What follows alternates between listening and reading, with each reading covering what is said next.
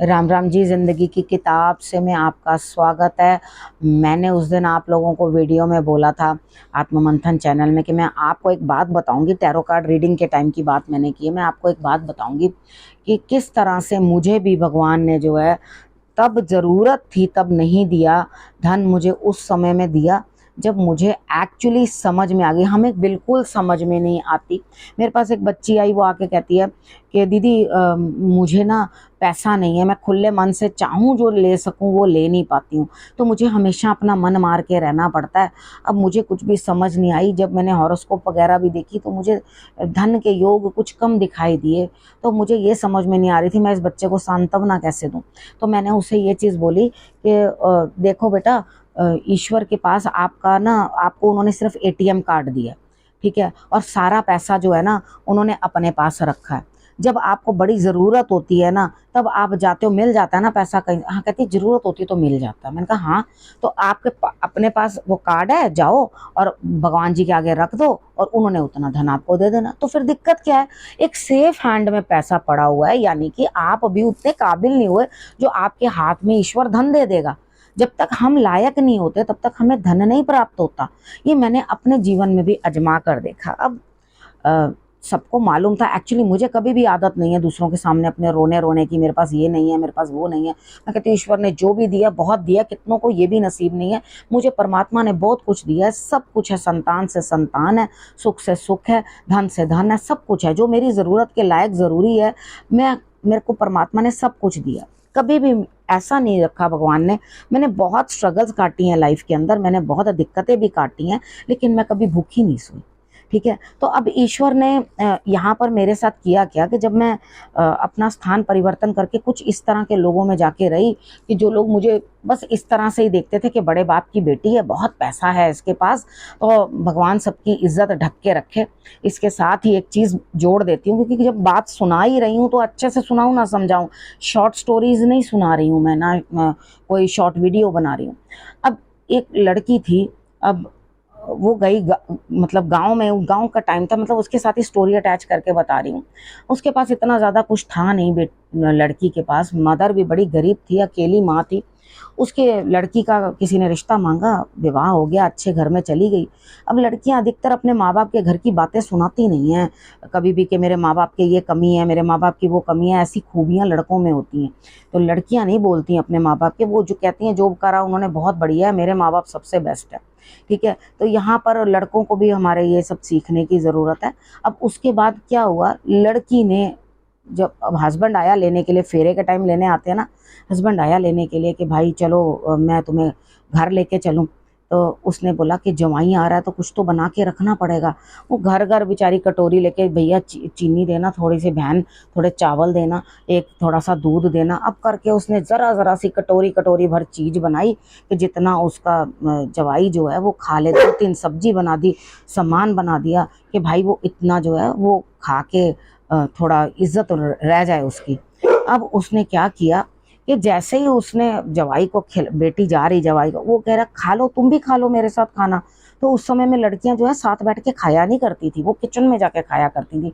वो समय कुछ ऐसा था, क्योंकि ये दादी से सुनी थी मैंने अपनी कहानी। तो उन्होंने हमें कुछ समझाने के लिए, अच्छी चीज़ समझाने के लिए वो ये कहानियाँ सुनाया करते थे ताकि हमें चीज़ें समझ में आए। देखो आज तक भी नहीं भूली। तो यहाँ पर लड़की ने कहा नहीं आप खाओ और मैं अंदर मम्मी के साथ, अपनी माँ के साथ जो है मैं किचन में ही खाऊंगी, रसोई घर में ही खाऊंगी। उन्होंने कहा ठीक है, क्योंकि ऐसा ही हुआ करता था। तो खीर परोसी गई, सब्जी परोसी गई, पूड़ी परोसी गई, आलू दिए गए और रसगुल्ले दिए गए खाने के लिए, जो जो भी बन पाया उनसे उन्होंने सब कुछ करके जो है अपने जवाई की इज्जत करी। अब उस समय में क्या होता था कि पेट, ये सब एक स्टोरी है, सच नहीं है, कभी सोच लो।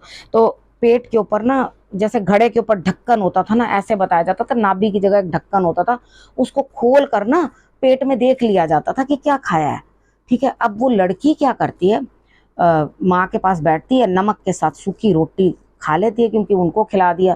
तो वो लड़का रास्ते भर पैदल चलता हुआ अपनी बीवी से कहता, बहुत सम्मान दिया तुम्हारी माँ ने, अकेले होते हुए भी मेरी इतनी इज्जत करी, खीर बड़ी स्वाद थी, आलू की सब्जी बहुत ही बढ़िया थी, उसके बाद रायता तो कमाल का था, पूड़ी तो इतनी लाजवाब थी, मैंने बहुत कुछ खाया, तुमने भी खाया? वो लड़की कहती मैंने भी खाया। तो कैसा स्वाद था? कहती है बहुत बढ़िया। लड़का थोड़ा शक करता है कि शायद पता नहीं इसने खाया नहीं है या सच में। वो कहता है मैं भी तुम्हारा पेट खोल के देखना चाहता हूँ कि तुम्हारे पेट में क्या चीज़ है, तुमने क्या क्या खाया और क्या क्या नहीं खाया। वो जैसे ही नाभि की तरफ हाथ बढ़ाता है आगे ढक्कन खोलने के लिए, तो वहीं वो ईश्वर के आगे प्रार्थना करती है कि हे भगवान, हर बेटी की लाज आज से रख लेना और ये ढक्कन बंद हो जाए हमेशा के लिए, दोबारा ना खुले। वो कहता है ढक्कन क्यों नहीं खुल रहा? तो वो कहती है मुझे नहीं पता। तो ईश्वर ने बेटी की लाज रख ली, किसी के माँ बाप की भी लाज रख ली। अब इसके बाद वापस मैं अपनी बात के ऊपर आती हूँ। अब यहाँ क्या हुआ, रिलेटिव्स को दिखाई दिया, अरे भाई ये तो यहाँ से बैकग्राउंड अच्छा है, पेरेंट्स, तो अब हमारी लड़की की शादी है, तो आप हमारी लड़की की शादी में क्या देते हो? अरे भैया, घर में अपना गुजारा हो जाए वही बहुत बड़ी बात है, तो यहाँ किसी के सामने क्या चीज़ बोली जाए कि भाई क्या दे पाएंगे? कहेंगे, हमने कहा जी इंसान को जितना हो अपने चादर उतनी पसारनी चाहिए, उससे बाहर पैर नहीं पसारना चाहिए। बच्चों के बड़े सपने हैं जी, वो चाहते हैं ऐसे हम कपड़े पहने, ऐसा हम करें, इस तरह से हमारे लिए फूलों की वर्षा हो, ये हो वो। अच्छा जी, मेरी ये बात कहनी नागवारा गुजरी कि भाई जितनी समर्थ हो उतना चलो, जितनी पैर पसर जाएं उतने चलो। अब इस बात के ऊपर जी मेरे मुंह बना लिए गए कि भाई इतनी बात कर ली, इन्होंने मदद नहीं करी। अब जो इंसान खुद अपने हैंड टू माउथ होगा वो किसी की क्या मदद कर पाएगा? लेकिन किसी को भी ये चीज़ समझ नहीं आती कि भाई अपना गुजारा जो इतनी मुश्किल से कर रहा है, वो पूरे एक विवाह के लिए धन कहाँ से लेकर के आएगा देने के लिए? तो मैं मन में सोच रही रोज दिन रात इधर उधर, मैं कहूँ हे भगवान, मुझे इस लड़की से बड़ी अटैचमेंट है, ठीक है, अगर मेरे पास होता ना मैं सच में इसकी शादी के लिए दे देती। अब उधर क्या था, मेरा कहीं से चेक आना था, मन में बार बार यही चीज़ लग रही कि भाई मेरा तो चेक आना है, वहाँ से चेक आ गया तो मैं इतना जो है मैंने दे देना है। मन में ठान ली अपने। ईश्वर ने ऐसा किया कि वो चेक स्टॉप हो गया, वो तब तक मुझे मिला नहीं, और भगवान ने ये सब कार्य निपट जाने के बाद वो चीज़ मुझे प्रदान करी विद अ लेसन कि आपको जब तक कदर नहीं होती ना, आप इमोशनल होके कहीं भी ओवर लुटाने को तैयार रहते हो, तो ईश्वर रोक लेते हैं, वो आपके हाथ में तब तक नहीं देते जब तक आपको उस चीज़ की समझ नहीं आ जाती। ठीक है, अगर आपको समझ नहीं आती है चीज़ों की तो आपको रोका जाता है। ये भी कारण होता है कि क्यों हमें धन नहीं मिलता। तो इसलिए सोच समझ के विचार करके इमोशंस में आके कभी अपनी चीज़ें नहीं देनी चाहिए। ठीक है, हम क्या करते हैं, इतने इमोशंस में आ जाते हैं कि लो जी ये पकड़ो, ये लो ये पकड़ो। अब मेरी भी आदत कुछ ऐसी थी, तो भगवान जी ने क्या किया, मुझे भी कंट्रोल करने के लिए, अरे मेरे बहन की बेटी ने रोटी बढ़िया बना के दी, लो भाई मोतियों की माला पकड़ो, बहुत बढ़िया फुल्का बनाया बेटे तुमने, बहुत अच्छा किया तुमने, ये किया। मतलब ऐसा करना कि बस सामने वाला बंदा कहे कि भाई इतने सी छोटी सी चीज के लिए इतने इमोशनल होके इतना कुछ दे दिया। तो अपने इमोशंस को कंट्रोल करना बड़ा जरूरी है, मैंने भी किया है, आपको भी समझा रही हूँ, आप भी करो।